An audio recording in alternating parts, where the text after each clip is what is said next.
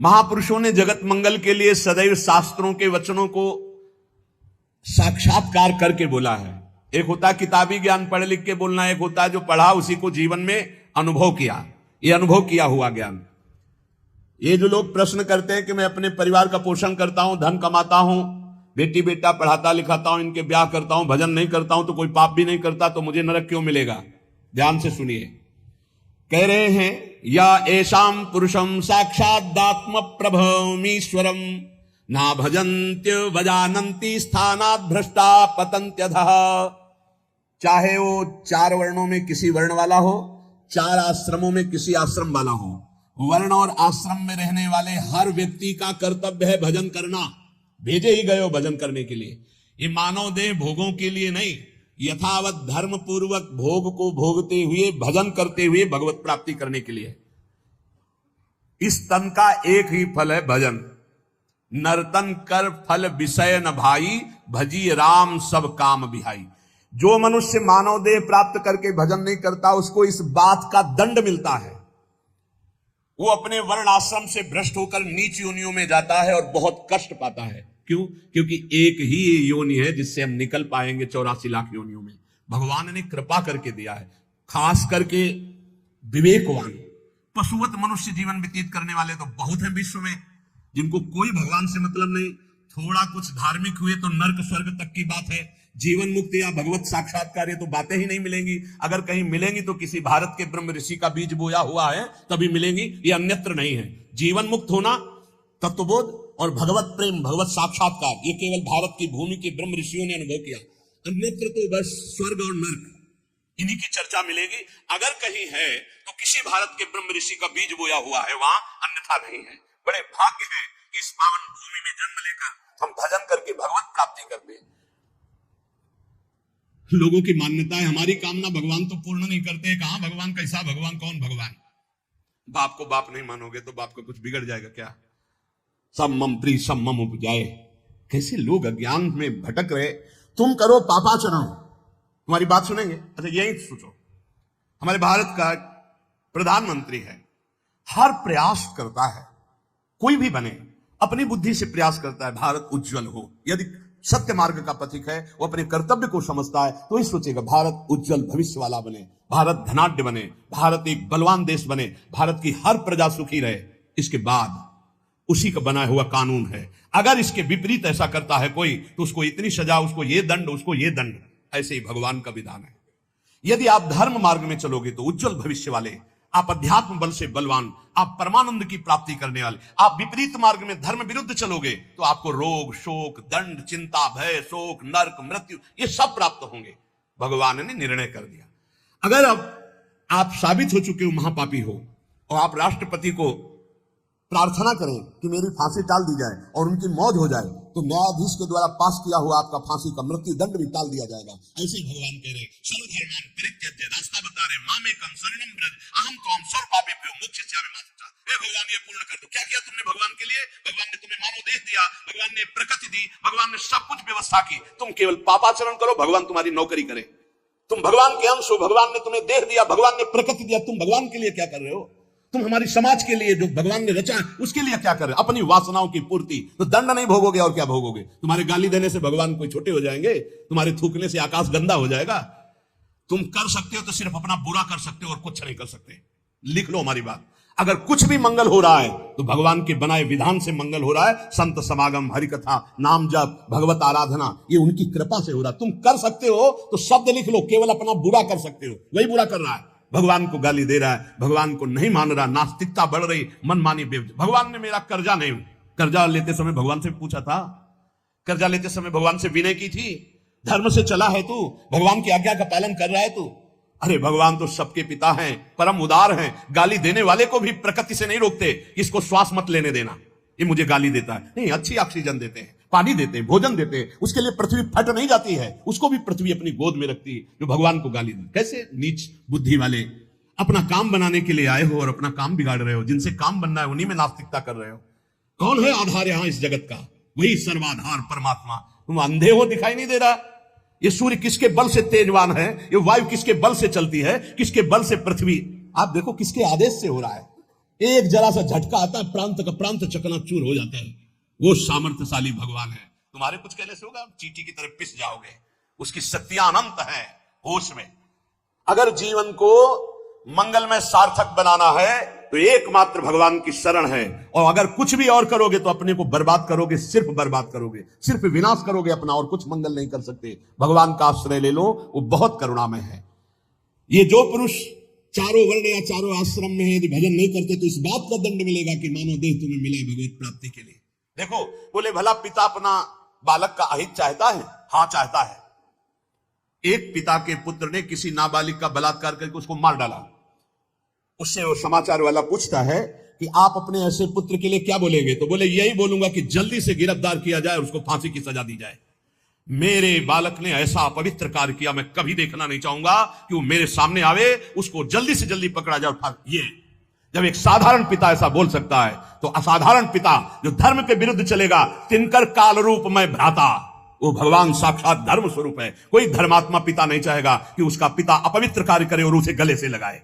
फिर भी मेरे भगवान कह रहे हैं, अहम तो हम सर्वपापेभ्यो मोक्षयिष्यामि मा शुचा अपि चेत सुदुराचारो भजते माम अनन्य भाग। महादुराचारी भी हो तो आ जाए कह के कि प्रभु मैं आपका हूं, आपके सिवा कोई मुझे नहीं बचा सकता, तो मैं तुम्हें साधु सम्मंतव्य सम्यक व्यवसिता हिस्सा, मैं तुम्हें साधु बनाऊं। फिर भी भगवान को कैसे शब्दों से बोलते, कोई भगवान नहीं। मन मानी आचरण करो, पता चल जाएगा भगवान है कि नहीं। अंतिम समय तक तो पता चल जाए। एक डॉक्टर बोले थे हमसे, जब गंगा किनारे भ्रमण करते थे, बहुत अमेरिका से पढ़ के आए थे, मार विज्ञान छाटते चले जा रहे हैं, कौन भगवान, कैसा भगवान, क्या। अब गंगा किनारे तो एक अलग रहनी थी, उदासीन ना बोलना किसी से। तो उनसे कहा नहीं, ऐसा अपमान मत करो, भगवान अब कैसे हम तुम्हें छाती चीर के दिखावें कि हैं हम ऐसे जी रहे हैं, ये साधु महात्मा ऐसे जी रहे हैं, केवल हवा में जी रहे हैं, नर्क स्वर्ग की चाह नहीं। लेकिन छाती से कहता हूं, हृदय से कहता हूं, त्रुटि हमारी, करुणा उनकी। अगर कहीं भी हमें कुछ भी असंतोष हुआ है तो मेरे आचरण का, मेरे विचार का, मेरी क्रियाओं का हुआ है, और उनकी कृपा का वार पार नहीं। अपार करुणा बरुणालय। और मिलना, तुम बहुत दूर हो हमसे, तुम दूर हो, लेकिन मेरे प्रिया प्रीतम मेरे से दूर नहीं। अब वो कोई ऐसी दूरबीन नहीं कि मैं तुम्हें दिखा सकूं कि देखो। ये हम कोई प्रमाण तुमसे नमस्कार नहीं चाहने के लिए कह रहे, ये इसलिए कह रहे कि प्रभु कितना प्यार करते, तुम्हें कैसे बताऊं। हजारों प्राण हो तो न्यौछावर कर दे, ऐसा प्यार करते हो। ऐसे नहीं को स्वप्न में आके प्यार करते हो, भाव में आके प्यार करते हैं। जैसी भावना करोगे वैसे ही तुम्हें अनुभव कराएंगे। वो है, प्रत्येक कण में है, प्रत्येक क्षण में वो मेरे साथ है। ऐसा बिल्कुल माइक से कह रहा हूं, आचार्य बल से, गुरु बल से, कि विश्वास करो, वो केवल ध्यान का विषय नहीं है, वो केवल भजन का विषय नहीं है। वो मित्र की तरह मिलते हैं, वो संभाषण करते हैं, वो साथ खेलते हैं। पर ये बात वही देख सकता है जो उन तक पहुंच चुका है, जो उनके चिंतन में तन्मय है। अन्यथा ये मायाकृत नेत्रों से बात नहीं देखी जा सकती। इसलिए उसका पतन निश्चित है जो मनुष्य शरीर पाकर के भजन नहीं करता है। भगवान ने केवल भजन के लिए दिया है। दुष्यंता पर कायेषु स्वात्मानम हरिमीश्वरम मृतकेशानुबंधेस्मिन् बद्ध स्नेहा पतंत्यधः। भाई शरीर का अभिमान मत करो, ये मरा ही मरा, अभी मरा या कल मरा, मरा ही है पक्का। मृत्यु प्रतिपल साथ है। ये शरीर मृत शरीर समझो कब छूट जाए कुछ पता नहीं। इसके संबंधी भी छूट जाएंगे। इस शरीर से प्रेम गांठ करने का मतलब है नरक यात्रा तय करना। इसलिए इससे ज्यादा प्यार मत करो। इसे खूब, कई बार हमने प्रार्थना की साधकों से, इस शरीर को ऐसा समझो जैसे कंजूस मालिक बेईमान नौकर से काम लेता है। इसे ले, इसको छूट दे दी तो ये पूरी की पूरी जिंदगी बर्बाद कर दे। इसे बेईमान जैसे नौकर ना हो। ईमानदार नौकर अपने आप काम करता है, ये अपने आप नहीं करेगा। बेईमान नौकर जो आराम करना चाहता है, लगाओ काम में 4 घंटे, 124 घंटे में 20 घंटे इसको संसारिक काम, साधना के काम, भजन कार्य, आनंद समेट लो। यहां कमाने आए हो, यहां कोई तुम्हारा घर नहीं, कोई मकान नहीं, कोई दोस्त नहीं, कोई परिवार नहीं। ये परदेश है स्टेशन जैसा। तुम्हारी टिकट कटी, भागे, पूछोगे भी नहीं, ये पत्नी तुम कैसे रहोगे, ये बच्चों तुम कैसे रहोगे, नहीं, चले गए, दोबारा कभी देखने को नहीं मिलेगा। न तुमको वो, न वो तुम्हें, कभी नहीं मिलेगा। ये ऐसा माया का जादू का खेल, सत्ता ही खत्म हो जाती है। इसलिए हे भाई, इस शरीर में रहने वाले अपने स्वरूप को जान लो और किसी से भी द्रोह मत करो। वो मूर्ख हैं जो इस अपने शरीर को तो अमर मानते हैं, दूसरे शरीरों को मारकर खाते हैं मांस। देख लो, ये ऋषि मुनियों की वाणी है। आत्मा स्वरूप को पहचान लो, वही आत्मा चीटी में, वही सर्वत्र भगवान है। वो मूर्ख है जो अपने शरीर को आत्मा मानकर पोषण करते हैं, दूसरे शरीरों की हत्या करके उनका मांस खाते हैं। बोले हम हत्या नहीं करते, हम तो दुकान से ले आते हैं, तो बराबर फल मिलता है। कर्ता, प्रेरक, अनुमोदन, तीनों को बराबर पाप मिलता है। एक जो काट रहा है, एक जो खरीद के ला रहा है, और एक जो बनाकर पका करके खा रहा है, खवा रहा है, तीनों को नरक बराबर दंड मिलेगा। कर्ता, प्रेरक, अनुमोदन। ये कैवल्यम संप्राप्ता ये चातातिश्च मूढ़ताम त्रैवर्गिका रक्षणिका आत्मानं घातयन्ति ते।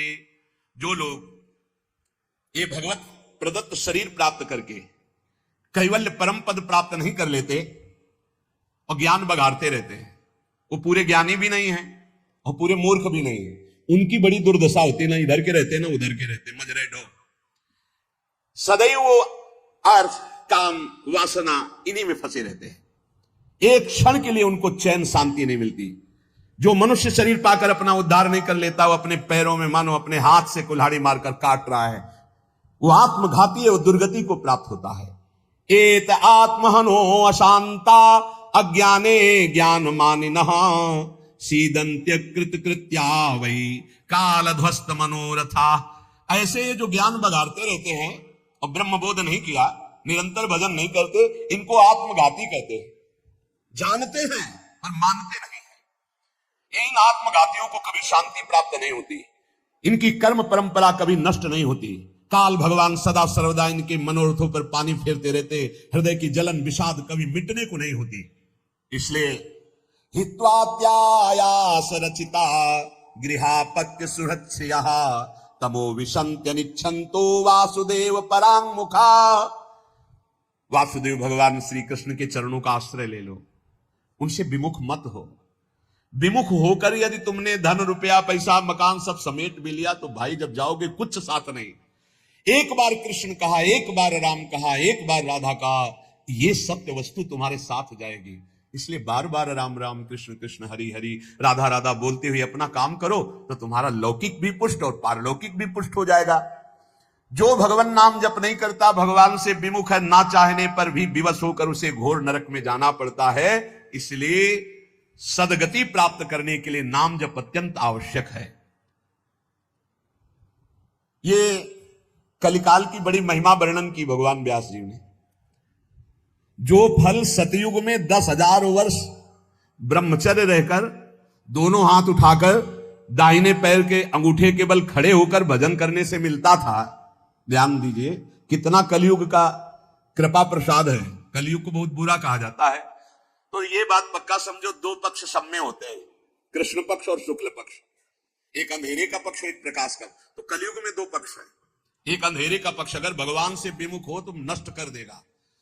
यहां कह रहे हैं भगवान महर्षि वेद व्यास देव जी, यत् कृते 10 वर्षै त्रेतायाम हायनेन तत् द्वापरे तश्च मासेन होरात्रेण तत्कलौ तपसौ ब्रह्मचर्यस्य जपादेश्च फलम द्विजा प्राप्नोति पुरुषस्तेन कलिसाध्यति भासितम। सतयुग में 10,000 वर्ष ब्रह्मचर्य से रहकर दाहिने पैर के बल अंगूठे के खड़े होकर दोनों हाथ उठाकर मंत्र जपने से जो फल मिलता था, वह त्रेता में 1 वर्ष ऐसी साधना, द्वापर में 1 मास 1 महीने, और कलयुग में 24 घंटे नाम कीर्तन करने से वो फल प्राप्त हो जाता है। सतयुग में 10,000 वर्ष तक, सोचो कितना बड़ा। कलयुग जैसा कलयुग समझुग आन नहीं, जो मन कर विश्वास, जो नर कर विश्वास। बहुत बड़ा लाभ कलयुग। 24 घंटे नाम कीर्तन से फल मिलेगा, जो बड़ी बड़ी तपस्याओं से, बड़े बड़ी साधनाओं से। बोले सतयुग बहुत श्रेष्ठ है, द्वापर त्रेता बहुत श्रेष्ठ है, हमें लगता कलयुग बहुत श्रेष्ठ है। धन्य है कलयुग जो 24 घंटे नाम कीर्तन से वो हजारों वर्ष की तपस्या का फल प्राप्त करा दे। भगवान व्यासदेव जी कहते हैं, मैं कलयुग की पूजा करता हूं, मैं उसे सर्वश्रेष्ठ कहा कि सतयुग में ध्यान, त्रेता में यज्ञ, द्वापर में देवार्चन। ध्यायं कृते यजं यज्ञ त्रेतायाम द्वापरेर्चयन् यदाप्नोति तदाप्नोति कलौ संकीर्त केशवम। जो सतयुग में ध्यान से, त्रेता में यज्ञ से, द्वापर में पूजा करने से मिलता था, कलयुग में केवल नाम कीर्तन से फल मिल जाता है। इसीलिए नाम संकीर्तनम यस्य सर्व पाप प्रणाशनम। कलयुग में सबसे बड़ी साधना नाम जप करो, नाम कीर्तन करो, लीला चरित्र गाओ, लीला चरित्र सुनो। जो इस कलयुग में अपना कल्याण नहीं कर पाया तो फिर और युग में कल्याण करना बड़ा कठिन। अंगूठे के बल खड़े होकर देखो, कई मिनट खड़े रहोगे। ऐसे उपमन्यु आदि बड़े बड़े महात्माओं के चरित्र आते हैं, हजार हजार वर्ष, 10,000 वर्ष ऐसे। अरे यही सौभरी ऋषि यमुना में डुबकी लगा के भजन करके देखो, कई मिनट करोगे। जल को स्तंभित कर दिया, समाधिस्थ। ऐसे ऐसे महात्मा, अपने लोग महात्मा कहते हैं अपने को। डुबकी लगा के 2 मिनट नहीं रुक सकते नीचे, वो समाधिस्थ है। मछली को देख के 50 ब्याह करते हो, तुम मोबाइल में देख के क्या करोगे, तुम्हारे क्या होगा। इसीलिए बहुत होश में, कलयुग में बहुत मानता है भगवत प्राप्ति की, बहुत सुविधा है भगवत प्राप्ति की, तो होश में हो जाओ तो। पर ये होश रहने नहीं देता। ये किसके होश उड़ाता है, इसका प्रवेश कहां है, बता चुके कई बार। मदिरा पान करने वाला, मांस खाने वाला, पराई स्त्री से व्यभिचार करने वाला, और स्वर्ण चोरी करने वाला, जुआ खेलने वाला, छल झूठ कपट रजोगुण, ये सब इसके स्थान है। नाम जप करो, पवित्र भगवत प्रसाद पाओ। कहां कलयुग है, आनंद ही आनंद। बोलो यहां कितनी देर कलयुग लगा तुम्हारे ऊपर, आनंद ही आनंद है। कलयुग समझुग आन नहीं, जो नर कर विश्वास, गाय राम गुण गण विमल, भवबिन तरह प्रयास। कितना बड़े कलयुग, केवल नाम आधारा, कोई बात और हो ना हो, राधा राधा राधा, पार हो गए। सुखस्यांतरम दुखम, दुखस्यांतरम सुखम, पर्यायेणोपसर्पन्ते नरम नेमिमरा इव। भाई जैसे रात के बाद दिन आता है, दिन के बाद रात आती है, ऐसे तुम सुख में हो तो दुख आने वाला है, तैयार हो जाओ। और दुख में हो तो सुख आने वाला है। सुखम श्यांतरम दुखम, दुखश्यांतरम सुखम, भगवान व्यास देव जी कह रहे हैं। ये पक्का तुम्हारे पूरे जीवन क्रम लगा रहेगा, क्योंकि तुम्हारा प्रारब्ध रच चुका है। सुख के बाद दुख, दुख के बाद सुख, ऐसा चलेगा। ये चक्र की तरह चलता रहता है। इसलिए तुम सुख में फूलो नहीं और दुख में प्रभु को भूलो नहीं। नाम जप निरंतर करो तो सुख दुख से परे हो जाओगे। जातस्य नियतो मृत्यु पतनम च तथोन्नते, विप्रयोगावसानस्तु संयोगा संचयः क्षयः, विज्ञायना बुधा शोकम न हर्षमुपयान्ति ये, तेषामेवे तरे चेष्टाम शिक्षन्ता सन्ति तादृशा। हे भाई मेरी बात सत्य मान लीजिए। जातस्य नियतो मृत्यु, तुम्हारा शरीर जन्म लिया है ना, मरेगा पक्का। कल एकांतिक में एक भाई से पूछा, प्रश्न कर रहे थे, भाई तुम्हें कभी आता है कि मरोगे? बोले नहीं। हमारा सत्संग सुनना रोज मिलेगा ये आपको। सत्संग में एक बार तो रोज आएगा कि तुम मरोगे, नहीं आएगा? रोज आता है। आपका तो अभ्यास बन गया होगा सुनने का कि मरने वाली बात तो रोज आती है। यही हमको संभालेगी, क्योंकि जाना है। जो संभलते नहीं हैं वो लड़खड़ा के गिर जाते हैं। रोज संभलना है, मरना है। जातस्य नियतो मृत्यु पतनम च तथोन्नति। अगर शरीर जन्मा है तो मरेगा आज, नहीं तो कल तैयार हो जाओ। जाना है, जाना है। अब कब जाना है पता नहीं है। फांसी वाले को तो समय बता दिया जाता है कि कल 12 बजे होगी, अपने को अपना ये भी समय नहीं पता है, पता नहीं कब जाना है। उसे पता हो जाए तो अच्छा रहता है। सब डर जाते कि इतना रह गया। बर्थडे कोई तो मनाता नहीं, शोक डे जरूर मनाता, लेकिन अब पता नहीं इसलिए बर्थडे मना रहे हैं। वैसे तो नहीं मनाना है, नहीं मनाना है। मनाना है गुरु प्रदत्त जन्मदिन। जिस दिन से दीक्षा हुई वही दिन हमारा सार्थक है। और यदि मनाना है तो नाम कीर्तन करके मनाना है। बर्थडे कैसे मनाया जाता है जानते हो? प्रिया प्रीतम को विराजमान करो, श्रृंगार करो, ब्याहुला करो और रात भर कीर्तन करो और खूब सबको पकवान पवाओ और जय जयकार लगाओ। हम कह रहे रोज बर्थडे मनाओ, बहुत बढ़िया है भैया। इस तरह का बर्थडे, इस तरह का बर्थडे, खोल रहे शराब, गंदी गंदी सब खान पान और नाच रहे, और ये कोई बर्थडे? समय नष्ट कर रहे। कितना कीमती, राधा राधा राधा, कितना कीमती समय आप कैसे नष्ट करें? बहुत लोभ लगता है। इतना कीमती, एक श्वास खरीद नहीं सकते 50 वर्ष की कमाई में। 50 वर्ष की कमाई की जो श्वासें तुमने व्यर्थ की, सब श्वासों के द्वारा जो आपने धन एकत्रित किया, एक श्वास नहीं खरीद सकते। ऐसा कीमती श्वास राधा राधा। कह रहे हैं नित्य ये ध्यान रखो कि शरीर जन्मा है तो मरेगा। कुछ अच्छा नहीं लगेगा ये बात ध्यान रखने पर, नहीं लगता अच्छा, कुछ अच्छा नहीं लगता। बस यही लगता है कि एकांत हो जाए, कितना भजन कर ले, बस यही सार्थक है। जीवन की सार्थकता नाम जप कर लो, मरना है यार, कोई साथ नहीं जाने वाला। और आपको अनुभव की बात बता रहे हैं, सब अपने लिए तुमसे प्यार करते, तुम्हारे लिए कोई प्यार नहीं करते। किसी ने हमसे कहा कि आपको तो बहुत लोग प्यार करते हैं। हम कहा आपकी नजर में, हमारी नजर में नहीं। वो कहा क्यों, आपको ऐसा क्यों नहीं लगता? हम कहा हमें इसलिए नहीं लगता कि सब अपने लिए हमें प्यार करते हैं। हमारे लिए तो प्रिया जो प्यार करती है, सिर्फ प्रिया जो, वो हमारे लिए प्यार करती है। सब अपने लिए, हमारे लिए नहीं। हमारे लिए तो प्यार करते तो पहले भी प्यार होता ना, नहीं हुआ। हमारे लिए तो प्रिया जो पहले भी प्यार करती थी, अब भी प्यार करती है, और वो करती ही रहेंगी क्योंकि उनका स्वभाव है ऐसा। संसार का प्यार भगवत समर्पण करने के लिए हमें मिल रहा है। आपका प्यार लिया प्रियाजू के चरणों में समर्पित, हमारे लिए नहीं, हमारी प्रियाजू के लिए। हमारे लिए प्यार सिर्फ हमारी प्रियाजू का है। आप प्यार करते हैं प्रियाजू के लिए, आप प्यार करते हैं, उस प्यार को प्रियाजू के चरणों में हम चढ़ाते हैं। वो प्यार मेरे लिए नहीं, वो प्रियाजू के लिए, जिससे आपको प्रियाजू कृपा करके प्यार करें, आपका दुख नाश करके परम सुख प्रदान करें। तो हे भाई, जिसका जन्म हुआ उसकी मृत्यु निश्चित है, और जिसकी आज उन्नति है कल उसकी मृत्यु, उसका विनाश, उसका पतन, यही खेल है मृत्यु लोक का। ये बात परसों सत्संग में कही थी। पहले ये नहीं था और बाद में भी ये नहीं रहेगा। हे अर्जुन, ये बीच में दिखाई दे रहा है, इसलिए इस पर विश्वास नहीं। कभी भी उन्नति को उन्नति रूप में स्थायी कहीं नहीं पाया गया, वो अवनति में आई। कभी भी अवनति सदैव अवनति नहीं बनी रहती, वो उन्नति को प्राप्त होती। ये चक्र चल रहा है, इसलिए अभिमान मत करो, फूलो मत, निरंतर भजन परायण रहो। मोहाद अधर्म या कृत्वा पुनः समनुतप्यते मना समाधि संयुक्तो नशा सेवते दुष्कृतम। ये जो मोहवश अपने शरीर को अविनाशी मान करके पापाचरण करते हैं, ये सच्चे हृदय से प्रायश्चित कर ले, नहीं तो नष्ट हो जाएंगे। हर पाप बम की तरह जमा हो रहा है तुम्हारा, जब फूटेगा ना बिल्कुल नष्ट कर देगा, किसी काम का नहीं रखेगा। जो जो तुम जान रहे हो कि पाप हो रहे हैं, इनका फटाफट प्रायश्चित कर लो। पाठ के द्वारा, भजन के द्वारा, संत महापुरुषों की सलाह के द्वारा उनको नष्ट कर दो।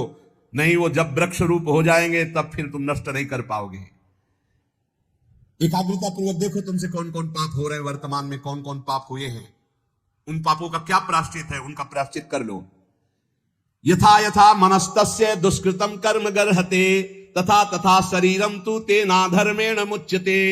जैसे जैसे आप जलोगे अंदर से, अरे कैसे पाप हो गया, कैसे हटे, हे भगवान मैं बहुत परेशान हूं, ये नीच मन मुझे बहुत जला रहा, रो रिया, पाप नष्ट हो गया। ड्रामा में, असलियत में जैसे जैसे तुम उस पाप कर्म की निंदा करोगे, अंदर से धिक्कार है, धिक्कार है, कैसे हो गया मेरे से, प्रभु कैसे हो गया, नाथ मुझे बचाओ, ये अंदर जलोगे तो कह रहे हैं वो पाप कर्म नष्ट होना प्रारंभ हो गया। क्यों? तुम्हारा शरीर निर्मल होना शुरू हो जाएगा। और यदि प्रायश्चित नहीं किया तो शरीर दंड मिलेगा। इसीलिए जैसे कोई तुम्हारी निंदा कर रहा है, कोई तुम्हारा अपमान कर रहा है, तुम्हारा मन जल रहा, सह लो, तुम्हारे पाप नष्ट कर रहा है। वो बड़ी कृपा है उसकी हमारे ऊपर कि बिना शारीरिक दंड के वो मन को जला करके हमारे पापों को भस्म कर देता है। यदि आपने प्रायश्चित नहीं किया, आपने पाठ जब तप के द्वारा पाप को नष्ट नहीं किया, तो वो दंड देगा। एक और उपाय बता रहे हैं, यदि विप्रा कथयते विप्राणाम धर्मवादिनाम ततो अधर्म कृताम क्षिप्रम अपराधात प्रमुच्यते। यदि ब्रह्म ऋषि कोई महात्मा, एक तो सुनेंगे ही नहीं, और यदि वो आपकी बातें सुन लें कि आप उनसे कह दें कि मैंने ये पाप किया है, अब इसका क्या प्रायश्चित है, यदि वो कह दे जाओ ऐसा कर लो, तो उसी कृत्य से आपका सारा पाप नष्ट हो जाएगा। अगर वो ये कहते हैं कुछ नहीं करना, सब ठीक हो जाएगा, जाओ, बिना कुछ किए सारे पाप नष्ट हो जाएंगे। इतनी महिमा गुरुदेव की, ब्रह्म ऋषियों की। यदि विप्राह कथयते विप्राणाम धर्मवादिनाम ततो अधर्म कृतात् विप्र अपराधात् प्रमुच्यते। वो अपराध रहित हो जाएगा। अगर वो कहते जाओ जाओ, अच्छा कुछ नहीं, सब ठीक हो जाएगा, बिल्कुल उसका कोई प्रायश्चित नहीं करना पड़ेगा और कोई कर्म वो दंड नहीं देगा, पर दोबारा नहीं होना चाहिए। एक ध्यान रखिए, क्षमा उसी का होता है जो पुनः नहीं करता। अगर पुनः करता है तो फिर वो मिल जाता है। प्राण यात्रा निमित्तम च व्यंगरे भुक्तवज्जने काले प्रशस्त वर्णानाम भिक्षार्थी पर्यटेत गृहान। विरक्त उपासक को चाहिए कि अपने जीवन यापन के लिए केवल उतनी ही भिक्षा ग्रहण करे जिससे पेट पोषण हो जाए, बस।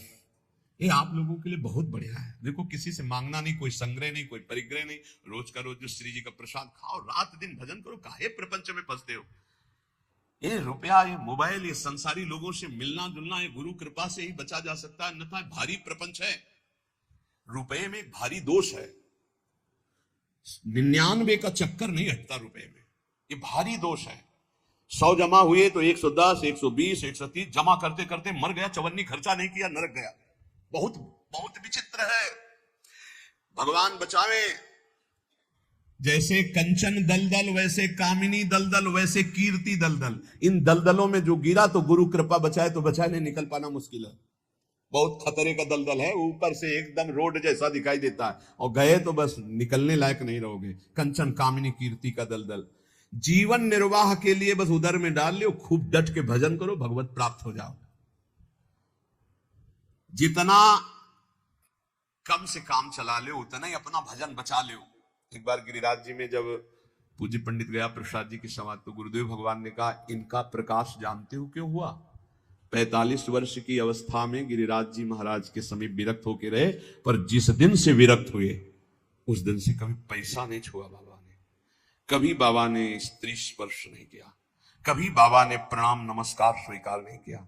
कंचन कामिनी कीर्ति तीनों पर विजय प्राप्त की हुई होने के कारण बहुत जल्द 45 वर्ष गृहस्थी में रहे, बहुत जल्दी इतना प्रकाश हुआ वैराग्य का।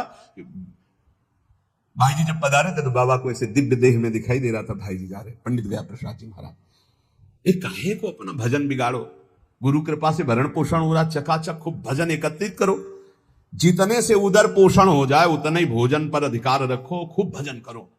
भिक्षान्न है ये, आकाश वृत्ति से यहां आता है, वैसे भी भिक्षा तेहरा से मांग के रोटी लाई जाती। खूब भजन करो भाई यार, डट के।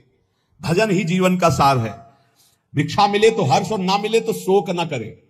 या ना मिलने का तो सवाल ही नहीं रह गया, वो तो अपने लोगों के जीवन में था गंगा किनारे। कई कई दिन जब गंगा जल से केवल उधर पोषण हुआ, और जैसे कोई बारी लगाने वाले ऐसे टिफिन खोल रहे हैं, वो अपना पार है, तो ऐसे दृष्टि जाती तो मन कहता बड़े भाग्य है उसके, ऐसा जीवन रहा है। बोले किसी के भी प्रति ना आदर सत्कार मिलने पर प्रियता, और ना अपमान घृणा होने पर नफरत। मान लो कोई हमारा अपमान कर रहा है, घृणा कर रहा है, तो हमारे अंदर नफरत ना आवे उसके लिए। कोई बड़ा आदर सत्कार कर रहा है तो कोई प्रियता ना आवे। ऐसे भगवत मार्ग में रोज का रोज ये अमृत में वचन सुन रहे हो, ये बहुत अमृत प्राप्ति कराने वाले हैं। यदा यदा ही पाखंड वृत्ति